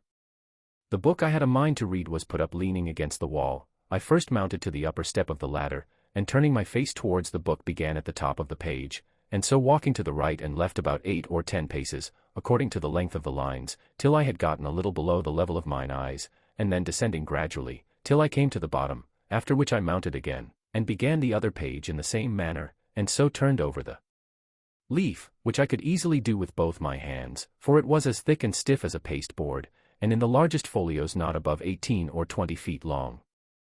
Their style is clear, masculine, and smooth, but not florid, for they avoid nothing more than multiplying unnecessary words, or using various expressions. I have perused many of their books, especially those in history and morality. Among the rest, I was much diverted with a little old treatise, which always lay in Glundalclitch's bedchamber, and belonged to her governess, a grave elderly gentlewoman, who dealt in writings of morality and devotion. The book treats of the weakness of humankind, and is in little esteem, except among the women and the vulgar. However, I was curious to see what an author of that country could say upon such a subject. This writer went through all the usual topics of European moralists, showing how diminutive, contemptible, and helpless an animal was man in his own nature, how unable to defend himself from inclemencies of the air, or the fury of wild beasts, how much he was excelled by one creature in strength, by another in speed, by a third in foresight, by a fourth in industry. He added, that nature was degenerated in these latter declining ages of the world, and could now produce only small births, in comparison to those in ancient times. He said, it was very reasonable to think, not only that the species of men were originally much larger, but also, that there must have been giants in former ages, which as it is asserted by history and tradition, so it hath been confirmed by huge bones and skulls, casually dug up in several parts of the kingdom, far exceeding the common dwindled race of men in our days. He argued, that the very laws of nature absolutely required we should have been made in the beginning of a size more large and robust, not so liable to destruction, from every little accident, of a tile falling from a house, or a stone cast from the hand of a boy, or being drowned in a little brook. From this way of reasoning the author drew several moral applications, useful in the conduct of life, but needless here to repeat. For my own part, I could not avoid reflecting, how universally this talent was spread, of drawing lectures in morality, or, indeed, rather matter of discontent and repining, from the quarrels we raise with nature. And I believe, upon a strict inquiry, those quarrels might be shown as ill-grounded among us as they are among the people. As to their military affairs, they boast that the king's army consists of 176,000 foot, and 32,000 horse, if that may be called an army, which is made up of tradesmen in the several cities, and farmers in the country, whose commanders are only the nobility and gentry, without pay or reward. They are indeed perfect enough in their exercises, and under very good discipline, wherein I saw no great merit, for how should it be otherwise, where every farmer is under the command of his own landlord, and every citizen under that of the principal man in his own city, chosen after the manner of Venice, by ballot. I have often seen the militia of Brobdingnag drawn out to exercise in a great field, near the city, of 20 miles square. They were in all not above 25,000 foot, and 6,000 horse, but it was impossible for me to compute their number, considering the space of ground they took up. A cavalier, mounted on a large steed, might be about 90 feet high. I have seen this whole body of horse, upon a word of command, draw their swords at once, and brandish them in the air. Imagination can figure nothing so grand, so surprising, and so astonishing. It looked as if 10,000 flashes of lightning were darting at the same time from every quarter of the sky. I was curious to know how this prince, to whose dominions there is no access from any other country, came to think of armies, or to teach his people the practice of military discipline. But I was soon informed, both by conversation and reading their histories, for in the course of many ages, they have been troubled with the same disease to which the whole race of mankind is subject, the nobility often contending for power, the people for liberty, and the king for absolute dominion. All which, however, happily tempered by the laws of that kingdom, have been sometimes violated by each of the three parties, and have more than once occasioned civil wars, the last whereof was happily put an end to by this prince's grandfather, in a general composition, and the militia, then settled with common consent, hath been ever since kept in the strictest duty. Chapter 8. I had always a strong impulse that I should sometime recover my liberty, though it was impossible to conjecture by what means, or to form any project with the least hope of succeeding. The ship in which I sailed was the first ever known to be driven within sight of the coast, and the king had given strict orders, that if at any time another appeared, it should be taken ashore, and with all its crew and passengers brought in a tumbrel to Brobdingnag. I was treated with much kindness, I was the favorite of a great king and queen, and the delight of the whole court, but it was upon such a footing as ill became the dignity of humankind. I could never forget those domestic pledges I had left behind me. I wanted to be among people with whom I could converse upon even terms, and walk about the streets and fields, without being afraid of being trod to death like a frog or a young puppy. But my deliverance came sooner than I expected, and in a manner not very common, the whole story and circumstances of which I shall faithfully relate. I had now been 2 years in this country, and about the beginning of the third, Glundalclitch and I attended the king and queen in a progress to the south coast of the kingdom. I was carried, as usual, in my travelling box, which, as I have already described, was a very convenient closet of 12 feet wide. And I had ordered a hammock to be fixed by silken ropes from the 4 corners at the top, to break the jolts, when a servant carried me before him on horseback, as I sometimes desired, and would often sleep in my hammock while we were upon the road. On the roof of my closet, not directly over the middle of the hammock, I ordered the joiner to cut out a hole of a foot square, to give me air in hot weather as I slept, which hole I shut at pleasure with a board that drew backwards and forwards through a groove. When we came to our journey's end, the king thought proper to pass a few days at a palace he hath near Llanflasnick, a city within 18 English of the seaside. Glundalclitch and I were much fatigued. I had gotten a small cold, but the poor girl was so ill as to be confined to her chamber. I longed to see the ocean, which must be the only scene of my escape. If ever it should happen, I pretended to be worse than I really was, and desired leave to take the fresh air of the sea with a page, whom I was very fond of, and who had sometimes been trusted with me. I shall never forget with what unwillingness Glundalclitch consented, nor the strict charge she gave the page to be careful of me, bursting at the same time into a flood of tears, as if she had some foreboding of what was to happen. The boy took me out in my box about half an hour's walk from the palace towards the rocks on the seashore. I ordered him to set me down, and lifting up one of my sashes, cast many a wistful melancholy look towards the sea. I found myself not very well, and told the page that I had a mind to take a nap in my hammock, which I hoped would do me good. I got in, and the boy shut the window close down to keep out the cold. I soon fell asleep, and all I can conjecture is, that while I slept, the page, thinking no danger could happen, went among the rocks to look for birds' eggs, having before observed him from my window searching about, and picking up 1 or 2 in the clefts. Be that as it will, I found myself suddenly waked with a violent pull upon the ring, which was fastened at the top of my box for the convenience of carriage. I felt my box raised very high in the air, and then borne forward with prodigious speed. The first jolt had like to have shaken me out of my hammock, but afterwards the motion was easy enough. I called out several times, as loud as I could raise my voice, but all to no purpose. I looked towards my windows, and could see nothing but the clouds and sky. I heard a noise just over my head like the clapping of wings, and then began to perceive the woeful condition I was in, that some eagle had got the ring of my box in his beak, with an intent to let it fall on a rock like a tortoise in a shell, and then pick out my body and devour it, for the sagacity and smell of this bird enabled him to discover his quarry at a great distance, though better concealed than I could be within a 2-inch board. In a little time I observed the noise and flutter of wings to increase very fast, and my box was tossed up and down like a sign in a windy day. I heard several bangs or buffets, as I thought, given to the eagle, for such I am certain it must have been, that held the ring of my box in his beak, and then all on a sudden felt myself falling perpendicularly down for above a minute, but with such incredible swiftness, that I almost lost my breath. My fall was stopped by a terrible squash, that sounded louder to my ears than the cataract of Niagara, after which I was quite in the dark for another minute, and then my box began to rise so high that I could see light from the tops of the windows. I now perceived I was fallen into the sea. My box, by the weight of my body, the goods that were in, and the broad plates of iron fixed for strength at the 4 corners of the top and bottom, floated about 5 feet deep in the water. I did then, and do now suppose, that the eagle which flew away with my box was pursued by 2 or 3 others, and forced to let me drop while he defended himself against the rest, who hoped to share in the prey. The plates of iron fastened at the bottom of the box, for those were the strongest, preserved the balance while it fell, and hindered it from being broken on the surface of the water. Every joint of it was well grooved, and the door did not move on hinges, but up and down like a sash, which kept my closet so tight that very little water came in.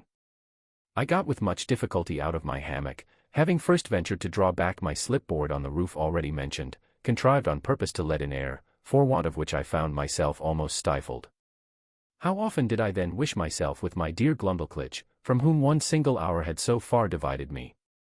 And I may say with truth that in the midst of my own misfortunes I could not forbear lamenting my poor nurse, the grief she would suffer for my loss, the displeasure of the Queen, and the ruin of her fortune. Perhaps many travellers have not been under greater difficulties and distress than I was at juncture, expecting every moment to see my box dashed to pieces, or at least overset by the first violent blast or rising wave. A breach in one single pane of glass would have been immediate death, nor could anything have preserved the windows but the strong lattice wires placed on the outside against accidents in travelling. I saw the water ooze in at several crannies, although the leaks were not considerable, and I endeavoured to stop them as well as I could. I was not able to lift up the roof of my closet, which otherwise I certainly should have done, and sat on the top of it, where I might at least preserve myself some hours longer, than by being shut up, as I may call it, in the hold. Or, if I escaped these dangers for a day or 2, what could I expect but a miserable death of cold and hunger? I was 4 hours under these circumstances, expecting, and indeed wishing, every moment to be my last. I have already told the reader that there were 2 strong staples fixed upon that side of my box which had no window, and into which the servant who used to carry me on horseback would put a leathern belt, and buckle it about his waist. Being in this disconsolate state, I heard, or at least thought I heard, some kind of grating noise on that side of my box where the staples were fixed, and soon after I began to fancy that the box was pulled or towed along in the sea, for I now and then felt a sort of tugging which made the waves rise near the tops of my windows, leaving me almost in the dark. This gave me some faint hopes of relief, although I was not able to imagine how it could be brought about. I ventured to unscrew one of my chairs, which were always fastened to the floor, and having made a hard shift to screw it down again directly under the slipping board that I had lately opened, I mounted on the chair, and putting my mouth as near as I could to the hole, I called for help in a loud voice and in all the languages I understood. I then fastened my handkerchief to a stick I usually carried, and thrusting it up the hole, waved it several times in the air, that if any boat or ship were near, the seaman might conjecture some unhappy mortal to be shut up in the box. I found no effect from all I could do, but plainly perceived my closet to be moved along, and in the space of an hour or better, that side of the box where the staples were and had no window struck against something that was hard. I apprehended it to be a rock, and found myself tossed more than ever. I plainly heard a noise upon the cover of my closet like that of a cable, and the grating of it as it passed through the ring. I then found myself hoisted up by degrees, at least 3 feet higher than I was before.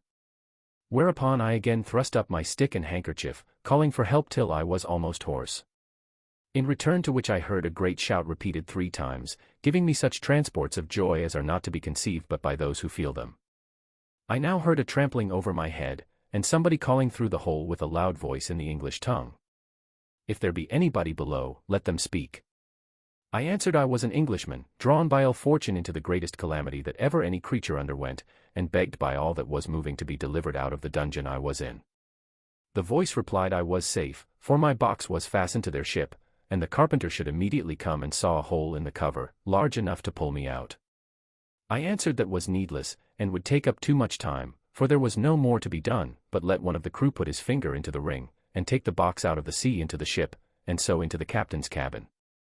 Some of them upon hearing me talk so wildly thought I was mad, others laughed, for indeed it never came into my head that I was now got among people of my own stature and strength. The carpenter came, and in a few minutes sawed a passage about 4 feet square, then let down a small ladder upon which I mounted, and from thence was taken into the ship in a very weak condition. The sailors were all in amazement, and asked me 1,000 questions, which I had no inclination to answer. I was equally confounded at the sight of so many pygmies, for such I took them to be, after having so long accustomed mine eyes to the monstrous objects I had left. But the captain, Mr. Thomas Wilcox, an honest, worthy Shropshireman, observing I was ready to faint, took me into his cabin, gave me a cordial to comfort me, and made me turn in upon his own bed, advising me to take a little rest, of which I had great need. Before I went to sleep, I gave him to understand that I had some valuable furniture in my box, too good to be lost, a fine hammock, a handsome 2 chairs, a table, and a cabinet. That my closet was hung on all sides, or rather quilted, with silk and cotton, that if he would let one of the crew bring my closet into his cabin, I would open it there before him, and show him my goods. The captain, hearing me utter these absurdities, concluded I was raving. However, I suppose to pacify me, he promised to give orders as I desired, and going upon deck, sent some of his men down into my closet, from whence, as I afterwards found, they drew up all my goods, and stripped off the quilting, but the chairs, cabinet, and bedstead, being screwed to the floor, were much damaged by the ignorance of the seamen, who tore them up by force. Then they knocked off some of the boards for the use of the ship, and when they had got all they had a mind for, let the whole drop into the sea, which, by reason of so many breaches made in the bottom and sides, sunk to rights. And indeed I was glad not to have been a spectator of the havoc they made, because I am confident it would have sensibly touched me, by bringing former passages into my mind, which I had rather forgotten. I slept some hours, but was perpetually disturbed with dreams of the place I had left, and the dangers I had escaped. However, upon waking, I found myself much recovered. It was now about 8 o'clock at night, and the captain ordered supper immediately, thinking I had already fasted too long. He entertained me with great kindness, observing me not to look wildly, or talk inconsistently, and when we were left alone, desired I would give him a relation of my travels, and by what accident I came to be set adrift in that monstrous wooden chest. He said that about 12 o'clock at noon, as he was looking through his glass, he spied it at a distance, and thought it was a sail, which he had a mind to make, being not much out of his course, in hopes of buying some biscuit, his own beginning to fall short. That upon coming nearer and finding his error, he sent out his longboat to discover what it was, that his men came back in a fright, swearing they had seen a swimming house. That he laughed at their folly, and went himself in the boat, ordering his men to take a strong cable along with them. That the weather being calm, he rowed round me several times, observed my windows and wire lattices that defenced them. That he discovered 2 staples upon one side, which was all of boards, without any passage for light. He then commanded his men to row up to that side, and fastening a cable to one of the staples, ordered them to tow my chest, as they called it, towards the ship. When it was there, he gave directions to fasten another cable to the ring fixed in the cover, and to raise up my chest with pulleys, which all the sailors were not able to do above 2 or 3 feet. He said they saw my stick and handkerchief thrust out of the hole, and concluded that some unhappy man must be shut up in the cavity. I asked whether he or the crew had seen any prodigious birds in the air about the time he first discovered me.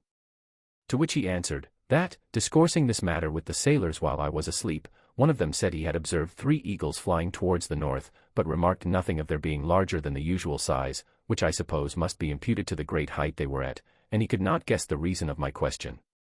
I then asked the captain how far he reckoned we might be from land. He said, by the best computation he could make, we were at least 100 leagues. I assured him that he must be mistaken by almost half, for I had not left the country from whence I came above 2 hours before I dropped into the sea. Whereupon he began again to think that my brain was disturbed, of which he gave me a hint, and advised me to go to bed in a cabin he had provided. I assured him I was well refreshed with his good entertainment and company, and as much in my senses as ever I was in my life. He then grew serious, and desired to ask me freely whether I were not troubled in mind by the consciousness of some enormous crime, for which I was punished by the command of some prince, by exposing me in that chest, as great criminals in other countries have been forced to sea in a leaky vessel without provisions, for although he should be sorry to have taken so ill a man into his ship, yet he would engage his word to set me safe ashore in the first port where we arrived. He added that his suspicions were much increased by some very absurd speeches I had delivered, at first to his sailors, and afterwards to himself, in relation to my closet chest, as well as by my odd looks and behavior while I was at supper. I begged his patience to hear me tell my story, which I faithfully did, from the last time I left England to the moment he first discovered me. And as truth always forceth its way into rational minds, so this honest worthy gentleman, who had some tincture of learning and very good sense, was immediately convinced of my candor and veracity. But, farther to confirm all I had said, I entreated him to give order that my cabinet should be brought, of which I had the key in my pocket, for he had already informed me how seamen disposed of my closet. I opened it in his own presence, and showed him the small collection of rarities I made in the country from whence I had been so strangely delivered. There was the comb I had contrived out of the stumps of the king's beard. There was a collection of needles and pins, from a foot to half a yard long, for wasp stings, like joiner's tacks, some combing of the queen's hair, a gold ring, which one day she made me a present of in a most obliging manner, taking it from her little finger and throwing it over my head like a collar. I desired the captain would please to accept this ring in return of his civilities, which he absolutely refused. Lastly, I desired him to see the breeches I had then on, which were made of a mouse's skin. I could force nothing upon him but a footman's tooth, which I observed him to examine with great curiosity, and found he had a fancy for it. He received it with abundance of thanks, more than such a trifle could deserve. It was drawn by an unskilful surgeon, in a mistake, from one of Glundalclitch's men, who was affected with the toothache, but it was as sound as any in his head. I got it cleaned, and put it in my cabinet. It was about a foot long, and 4 inches in diameter. The captain was very well satisfied with this plain relation I had given him, and said he hoped when we returned to England I would oblige the world by putting it on paper, and making it public.